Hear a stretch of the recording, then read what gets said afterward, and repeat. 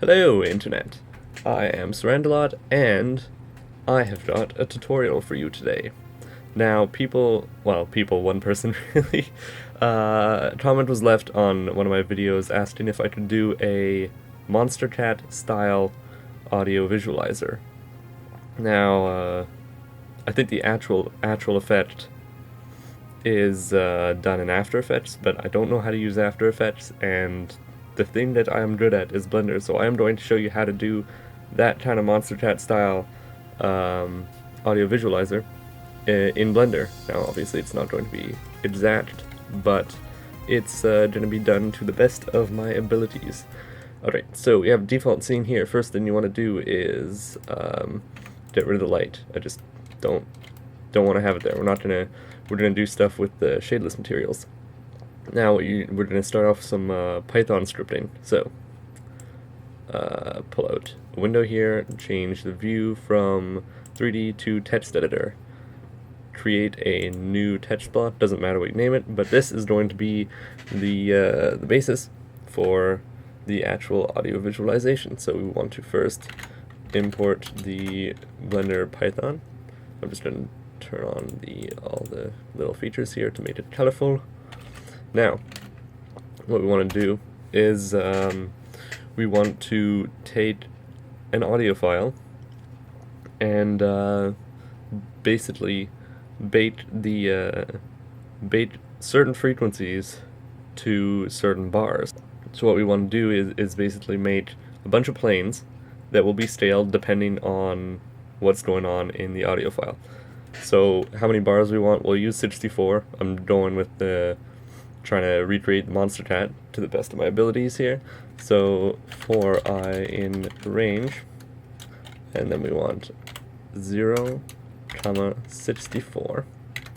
So now everything that happens, everything that happens in here is going to be happening 64 times, all the way from 0 to 63, because that is how this particular for loop works. So now we want to add a plane. So keep in mind, everything that happens now on is going to happen 64 times. So that's going to make a plane at that point in the 3D scene. But what this is going to do is basically set the 3D cursor to where that plane was made. And the reason why we do that is because when a plane is created, we want it to scale not from the middle, but from the very bottom. So we don't want the visualization bars to be going out from both sides. We want it just to be going out from one side. Now we do. So now what this is going to do is set the origin to where the cursor is. So now it'll actually scale from the right place. We want to set. We want to scale the object on the x by 0.5 so that the bars don't interfere with each other. We want to scale it on the y by 20, because what that'll do is make the bars high enough to be visible with the audio visualizer. Then what we want to do is apply the transformation, but we don't want to apply the location or the rotation or anything like that. We just want to apply the scale. So we say location equals false, comma, rotation equals false, comma, scale equals true with this method. Now what we want to do is we want to actually insert a keyframe where we're starting, and we do that by typing bpy.ops.nm.keyframe_insert_menu, and then the information that you pass to it, you say type equals scaling. So you're going to insert a scaling keyframe here, and then you want to lock both axes of scaling that you're not going to use. So we're going to be using the y-axis, so we want to lock 0 and 2, which are the x and z axes. Now that part is a little bit weird. It's kind of a bit of a glitch why we have to do this. We have to set the bpy.context.area.type to the graph editor. So basically that's the equivalent of going down here and hitting graph editor. That's all it does. But the next few lines of code after this will not work if we don't do that. So now what I'm going to do is set the low and high, the bottom and the top frequency bounds for what the audio visualizer will take from the song. Now I've experimented with a lot of stuff here, and I can't, for the life of me, figure out what the actual formula or whatnot Monstercat uses is, what their frequency ranges are. So I experimented with some stuff, and I figured out what kind of looked good, and I figured that the formula that I'll use is basically h squared plus 20. So the bottom frequency is going to be, I'll call it L, and I'll make it equal to I squared plus 20, which means that the top frequency, I want it to be the bottom frequency of basically the next iteration of I. So what I'm going to do is make it equal to, in brackets, I plus 1, and then make that squared, and add 20. The reason we add 20 is because the frequencies that we hear don't go below 20. So anything in a song that goes below 20 doesn't really show up. And I figured that makes it look a little bit more like the Monstercat thing. So now what I'm going to do is actually just, because this takes a little bit of time, I'm going to print, then in brackets put str in brackets I plus str in brackets L plus str in brackets H. So what this is going to do is just print to the console window, which you can access by going Window, Toggle System Console. And when I hit the Run Script button over here, it's going to tell me which bar it's on, just so I know nothing's going like horribly wrong. All right, now this is the main thing. This is the main line that we want to do. So we want to do bpy.ops. Just copy it in here. Make it so you can see the whole thing. bpy.ops.graph.sound_bait, and then in brackets. Here's what you have: 3 arguments that you want to pass here. One of them is the file name, the file path. The next one is the low frequency, and the next one is the high frequency. Now I'll come back to the file path in a second. So the low frequency, obviously, you want to be L, and the high frequency you want to be H. Those are the 2 things that we just set here. Now the file path. If you don't know where the file path is for your thing, you can like right-click an object and insert a scaling keyframe. Don't worry, we're going to get rid of the cube anyways. Go over to the graph editor, hit key, and hit bait sound to F curves. I'm already in the folder that I had, but navigate to the folder where your sound file is, and here you can see where it is, and up there is your path. So you can just take that and copy it, and then write in the exact name of the audio file. I've done this with wave files. No, not wave files. Sorry, I've done it with MP3 files, and I've done it with AIF files. I'm not sure what other formats it works with, but those 2 I know for sure do work. So I'm just going to get rid of the cube now, and now you can see the file path I have here is exactly what was there. The last thing I just have is the backslash and the name of the song .aif, all in single quotes. One thing that I couldn't when I was first doing this, and I realized this was the main problem. When you say file path equals, and then you have the quotes and the stuff, you need to put an R right in front of the quotes, at least if you're on Windows. I'm not sure how this works on any other operating system, but this was the main problem for me. Not sure why it is, but that's how it happened. The last thing we want to do is basically launch what we just did. So we launch the scaling on the y-axis, which is F curves in square brackets 1. So there we go. That's all we have to do for the script. And what I'm going to do is zoom out, because you'll see that this gets pretty big. And I'm going to hit run script. Oh, we have an error. Alright, so here it's working now. Turns out the problem was that I did I times 0.5 instead of I times 0.5. That can be a real problem. So what's happening now is that you're seeing, I didn't put spaces. Anyways, well, you're seeing 0 and then 20 and then 21, which means that the low frequency is 20 and the high frequency is 21, then 84, 101. I should have put. At least this tells me that things aren't going so wrong. So this is going to keep going all the way until 63. So I will cut the video and come back when that happens. All right, we're back, and now we can see that everything's done. The last number is 63 right there, And, well, now we're in the draft editor view here. I'm just going to push this aside a little bit. And, now, well, what's going on here? What do we have? Well, if I hit Z, you can see, oh, look at this. We have lots of little bars. And if I start moving it around, oh, look, there you go. You've got the audio visualization for the song that you had. But I am not going to stop here. I am going to show you how to make this look similar, if not close to the same, just exactly the same thing, as those Monstercat audio visualizers. So I'm going to split this in half, change the top view to the video sequence editor. I'm going to come over to my second screen and can't see this, but I'm pulling in the audio file that I had. I'm going to put it starting at frame 1. Now, the reason I put it starting at frame 1 is because I started my animation at frame 1. I started, see, all the keyframes down here are at frame 1. Start the audio whenever you start the keyframes. That way it'll be synced up. Now, you can see this is a song that I made, by the way. I put it up on YouTube a little while ago. I'm just using it as an example now. If I hit play, you see everything matches up now. It turns out this song, you can move it over and you can see the stuff. This song ends up being about 4 minutes and 20 seconds long, which is like, I approximated it to 6,200 frames. All the way over here. So now we have this thing.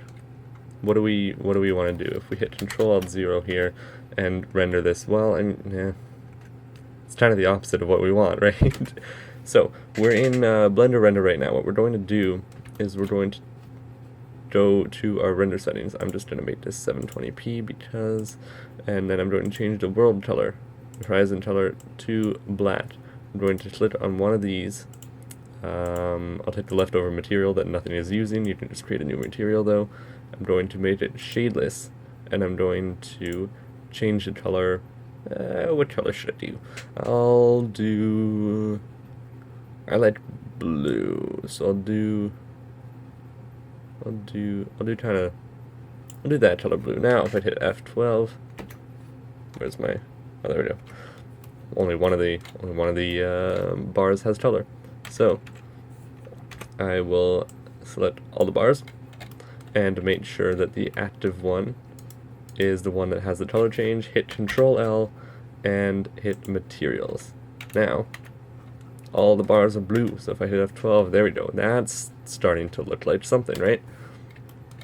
I am going to change the view clipping and to like 5,000, just because we're going to be moving the camera up soon, and I'll click on the camera and I'll change the view clipping to like 5,000, the end clipping to 5,000 as well.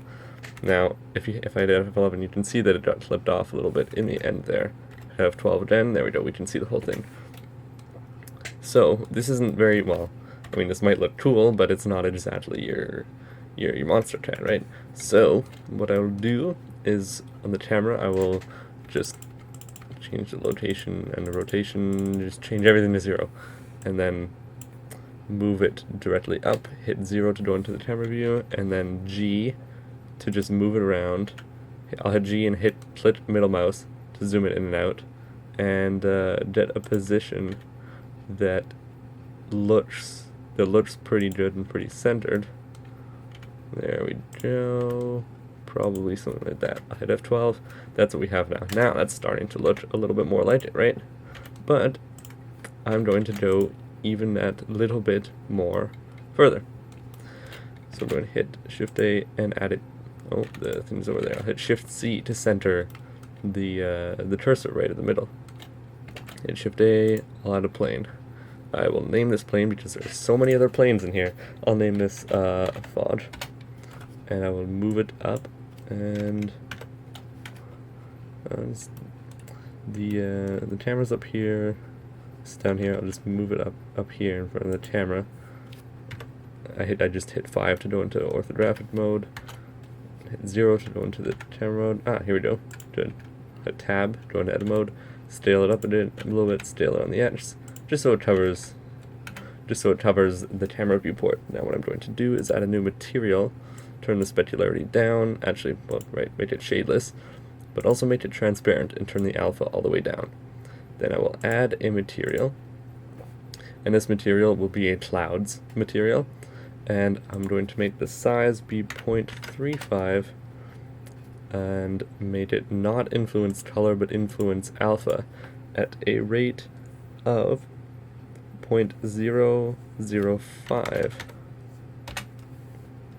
So just a tiny bit, and if we click both here, you can kind of see. I'll turn it up to 1 for now, so you can see the effect that it has. And if we hit render, we can see the font here, but we don't want the it doesn't look good. So if I change it down to 0.005 and I hit render again, there we go. We have a slight hint of font, which looks pretty cool actually. Now for the color of this, what I'm going to do is change it to a slightly blue color, just so we stick with the same color as the background. Now that looks good. What I will also do now is up here, I'm just going to duplicate that plane by hitting Shift D on the Z axis, move it up a little bit, go back into the camera view. So now we have these two planes here, and on this one I'm going to duplicate the material, and I'm going to duplicate the texture. Now this texture, I'm going to make it be pretty much the same thing, but 0.15 for the scale, and instead of 0.005 for the alpha, I'll put it 0.003. So we're going to have this thing kind of layered a little bit. If I hit F12 now, you can see what I'm talking about. We have that fog effect, and it looks a little bit better than if it was just one sheet. So we're getting there. We're getting there. Now, what we're going to want to do is we're going to want to have those particle effects. So going back down, Shift B to zoom in on an area like that you select. I'll Shift A, I will add a plane. Again, I'll call this one particles. I should really name everything, but I'm doing this quickly. So now, if I do a tab, rotate on the Y90, and scale it up on the Y so it covers a pretty good area. Go back into the camera view, so that looks pretty good. Scale on Y a little bit more maybe, just so it's outside the frame, and then I'll scale it on Z as well, so it gets a pretty big area. Tab to go out of edit mode, move it down a little bit, go back to the camera view, move it over so it's just outside the frame. Now, we're going to want to add an icosphere, hit M to move it to another layer, doesn't matter which one, and on the material for the icosphere I'm just going to hit new, it's new material, hit shadeless, and I'm going to make it sort of a whitish, light gray kind of colorless, like all RGB at 0.3 mode. Now going back to the particle plane, you'll see why we did that in a second. Hit new, so we have new particles. This thing's about, I figured that about like 9,000 is about a good number of particles for a song this length. I'm going to change the end to 6200 because that's when this particular song ends. You'll have to change the settings depending on what the length of your song is and what you want it to look like and everything like that. The lifetime I'm going to change to be 1000, and the emitter velocity I'm going to change to be 5. Very important setting down here as well. Field weights, gravity, put that all the way down to 0. We don't want gravity being affected here. Now the reason we made that icosphere before is because we want to use it as the dupli object here. So go into the object, find icosphere, there we go. Size, I'm going to set it as 0.2 and put random size all the way up to 1. Now, if we go back to the beginning and we hit play, you see these particles are starting to float out here. I mean, obviously, there we go. That looks pretty cool. Obviously, they're not over the whole thing though. We kind of want them to be over the whole thing. So what we're going to do is we're going to make the particles start before the video actually starts. Now it takes about 1,000 or 800 to get them over to here. So what I'm going to do is say start them at -1000. Now this might lag your computer a little bit when it calculates, but there we go. So we have the particles starting at the beginning now. So that's what it looks like. But we're not done yet. We want to make this look a little bit better. We want more particles in the middle rather than on the outsides. So I'm going to go into the particle tab thing here. Hit Control R to get the loop cut thingy going on. Mouse wheel up to 2. Hit Escape. Now I will select all the corner edges and hit Scale on the Z axis down. So that's kind of like that. Now when I go out of tab, the settings changed a little bit. So now if we hit 3.5, we can see that most of the particles are coming out in the middle. In fact, you know what I'm going to do? I'm just going to make another loop cut right in the middle and scale that on the Z axis. More like that. So there, most of the particles are coming out of the middle. Now, if I hit F12, you can see a slightly more density towards the middle, which is what we want. 5, there we go. Now, they're just kind of floating across the screen in the same direction, so we don't really want that. We want to add a little bit of extra motion in there. So we're going to add a force field and make it a turbulence. This might take a little bit of time because it's trying to pre-calculate all the motion of like 1,000 frames for like 1,000 particles or something. Going into the physics settings, I'm going to change the strength to 4. There we go. So now we can see when they move, they have a little bit more of an interesting motion to them, which is very nice. Now, we don't want this to keep lagging like that, so I'm going to go to the particle settings, go to cache, and I'm just going to bait this. It's baiting 6,200 frames. Shouldn't take too long. Alright, we're back, and we have all the particles baked, so you can move it anywhere, and you can see where the particles are going to be. Now, if I hit F12 here, I notice that the particles still are a little bit bright, so what I'm going to do is, in my navigator thingy, I'm going to take the material of the iodosphere and turn it down, make it a little bit darker still. So if I hit F12, there we go, they're not as bright now. It is a shadeless material, so no matter how far away it is, there's no lights in the scene, it's going to show up as this color. So we've got a nice little bit of variety there. Now what we want to do, let's see, around the edges here, we want to make it look a little bit darker, and that's called vignetting. So we're going to do this in the compositor. So if you hit Control left arrow, I'm going to say Use Nodes and Backdrop. Now what we're going to do is an in compositor kind of little trick. So I'm going to Shift A, add a distort lens distortion.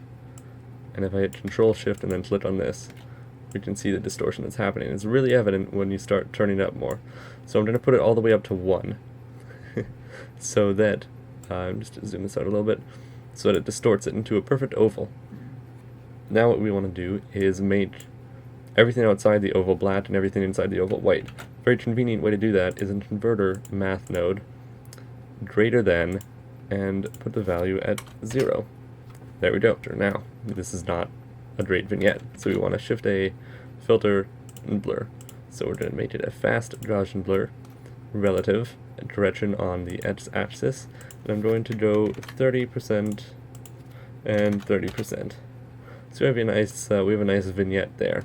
But I want it to be a little bit darker on the sides, so I'm just going to duplicate these three things, Shift D, move it down, at the image down to this again, Control Shift, and then look at this one.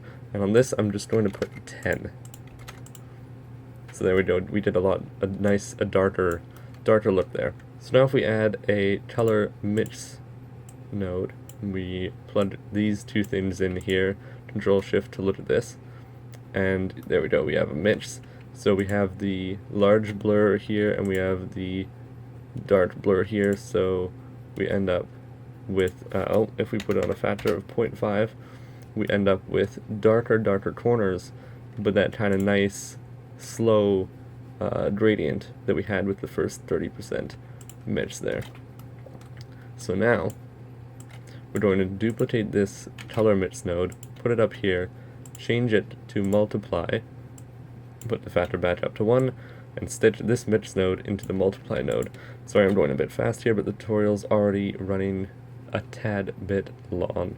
So now you can see what's going on. Here's the original image with all that, and now here's the image with the corners a little bit vignetted out. So it looks a little bit nicer. It looks more similar to the original that we're trying to copy anyways. Now what we're going to do is more towards the animation end. You could leave it at that if you wanted, but I like to make the fog move a little bit. So I'm going to hit Control right arrow, select the fog pane here, and go over to the Textures tab. Making sure I'm on 1, and on the offset here I'm going to hit I. So now there's a keyframe for the location offset of this texture. And just to show you exactly what I'm talking about here, I have this texture. I'll select the X offset, hit N in the graph editor, and hit Add Modifier, a generator, and I'm going to make the generator have a function of, this is the large font, I'm going to make the generator have a function of -0.0001, -0.0001. Now this is pretty slow, I mean you can barely see the slope on that, but the deal with this is that if you go over here, and I'll just cycle through, you can see the stars moving, but you can also see the fog moving to the right. So now we're going to do the same thing to the other one. We're going to insert a keyframe on the offset, select the X offset, add modifier, generator. This one, however, is going to be, oh man, okay, I set the offset on such a random 66, frame 66. Alright, it doesn't really matter actually what you set the offset on, because it'll be moving and it doesn't have to start anywhere in particular. In other cases it might be important, but in this case it isn't.